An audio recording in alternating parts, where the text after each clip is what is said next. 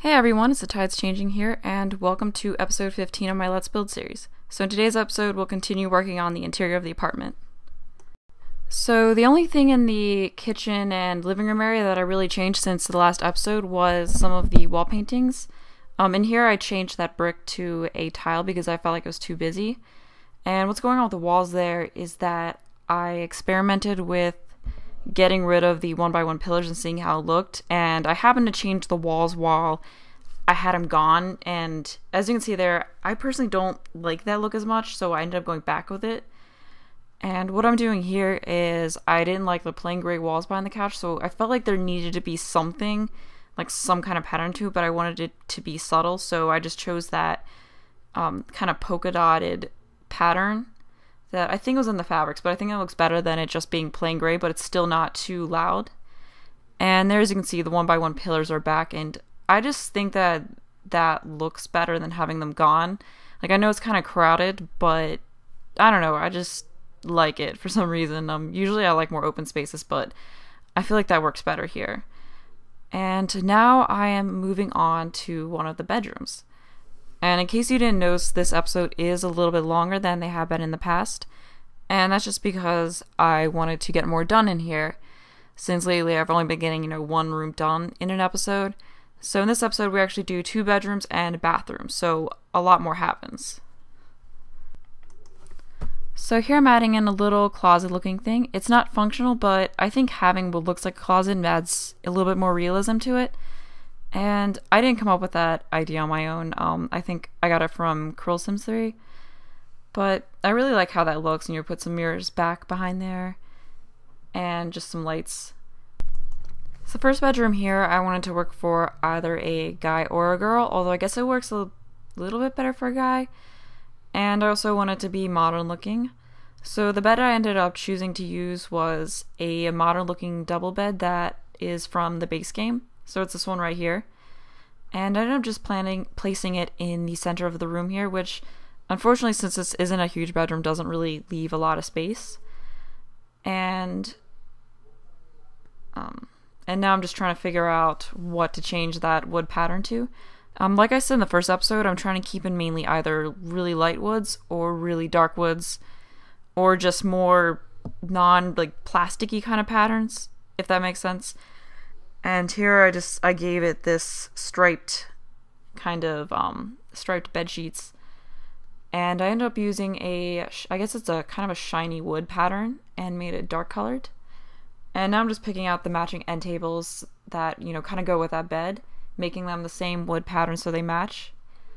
And there you have the bed and the end tables, and I used those lamps that came with Seasons, and I really like those because they have a nice modern look to them. And I did kind of experiment, I was trying to see if it would work to have, bookshelves behind the bed, which I do that sometimes, but this room is too small for that. So I ended up putting 2 paintings behind the bed instead. And I made the frames, frames match the other woods used. And then I also put in mirrors behind either of the end tables, just because I thought that maybe that would look kind of interesting, something, another detail for that room. And then putting in some curtains there, of course. And I ended up going with those curtains, and then I made them the same blue color from the sheets so everything goes together. And the next thing that I placed in this room was a plant, because like I said in the last episode, I really like plants. Whenever I build anything, there's rarely a room that has no plants in it. I just feel like every room has to have at least one plant in it. I don't know why. If there's a space and I don't know what to do with it, I put a plant in it. And now I'm just trying to pick out a painting for that wall since it's bare, and I don't like to have, really bare walls. So I just put that painting there. And now I'm just trying to figure out where to place the hamper. I was trying to stick it in there next to that end table between the wall, but I was worried that if I put it there that it wouldn't actually be able to be used.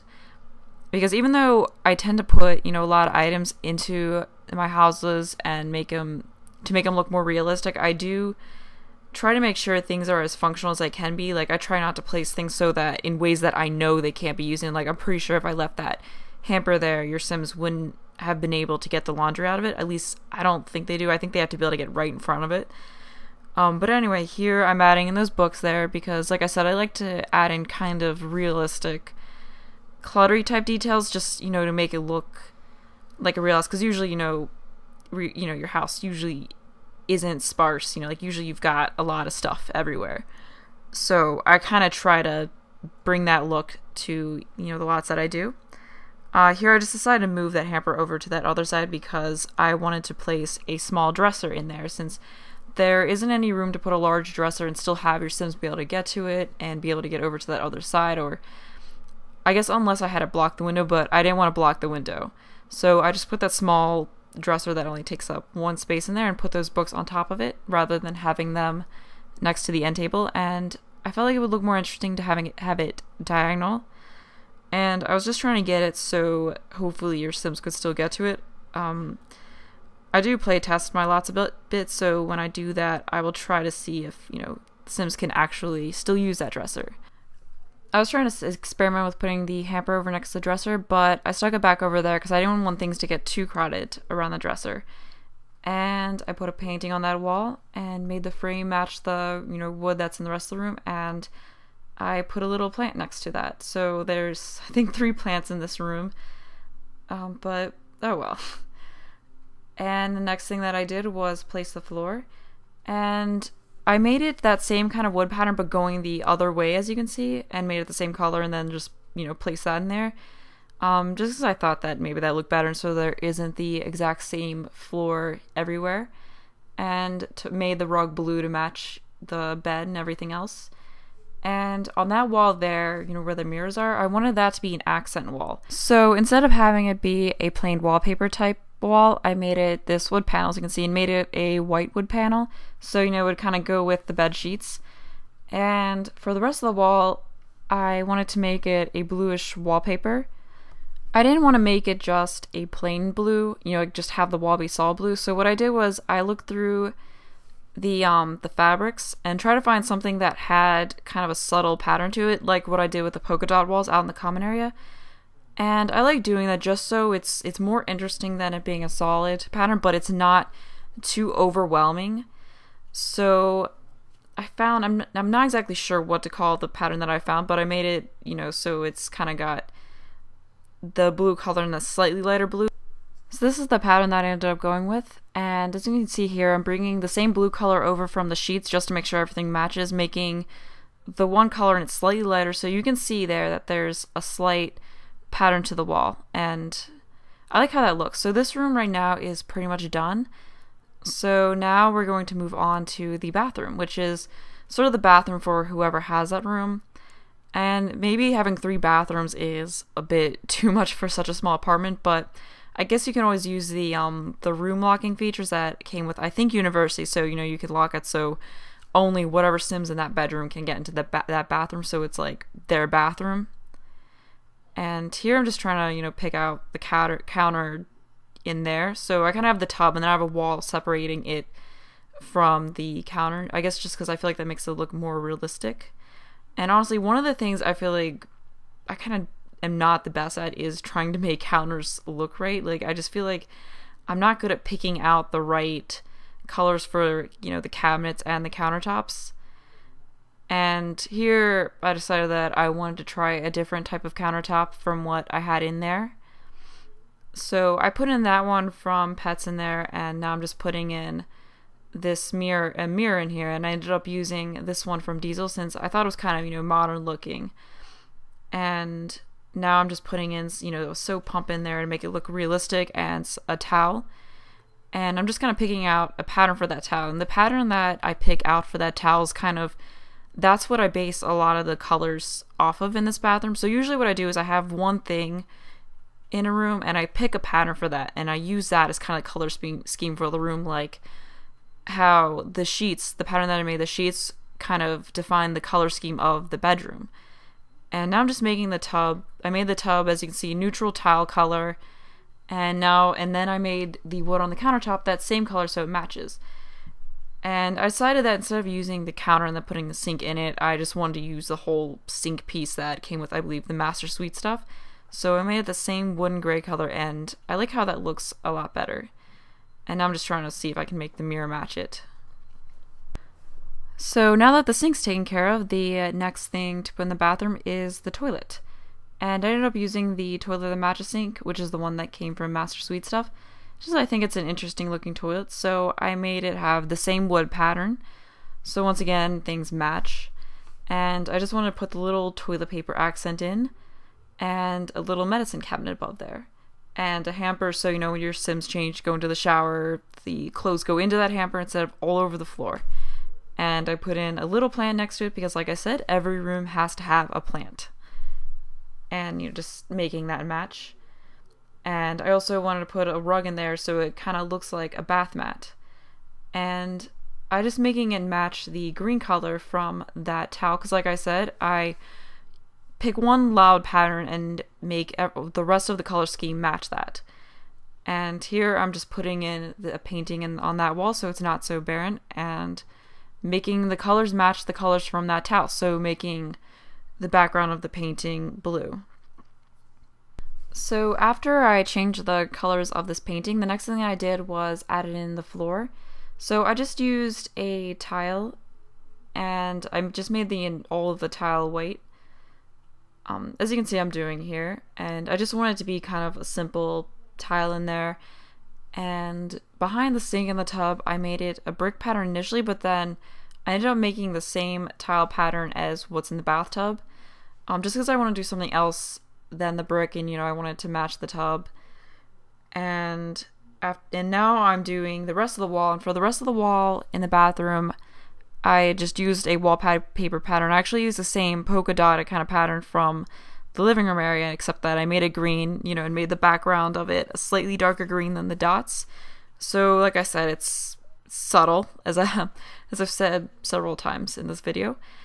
And then to fill in the blank space on that wall there, I put in that towel rack, which I think that came from Seasons. So I made the wood on it match the rest of the wood that I've used in the bathroom, and then I made the colors of the towels match the colors from that other towel over there. And I believe here you have what is pretty much the finished bathroom. So now the last room that we do in this episode is this other smaller bedroom over here. And I believe this one's about the same size as the other bedroom, but instead of using a double bed in it, I actually just used a single bed in it, so you know you could fit some bigger furniture in it. So I wanted this bedroom to be a bit girlier than the other bedroom, and the bed that I ended up using was this bed from University Life, and I just made the wood pattern. I changed that to just the plain kind of white plastic pattern, and I ended up using this wavy stripe pattern and making it purple, so the theme of this bedroom is purple. So rather than leave that bed against the wall like that, I ended up just putting it in the middle of the room. And then I also wanted this room to have kind of a little closet like the other one, so I ended up making a 2x1 area in there, and I'm just doing the same thing where I put the mirrors in the back and then have the clothing rack in there. And then once again the same kind of pod lights above that. And I moved the bed over one, you know, so it wasn't so close to the closet. And then now I'm putting in an end table in there, so I just used that one, which I believe is from the base game, and made it the same white pattern. And now I'm just choosing a lamp for it. And I ended up going with this cube kind of lamp, which I believe is also from base game, and I made it purple to match the bed. And now that that's done, the next thing that I'm doing is putting in some books under the end table, just because sometimes I guess, you know, you stick stuff under your end table, so I thought it would make it look more realistic to have that, you know, detail in there. And now I'm just putting in a dresser in there next to the bed. And I originally had this dresser from Seasons, but I ended up getting rid of it and just using this more block kind of dresser that is from the base game.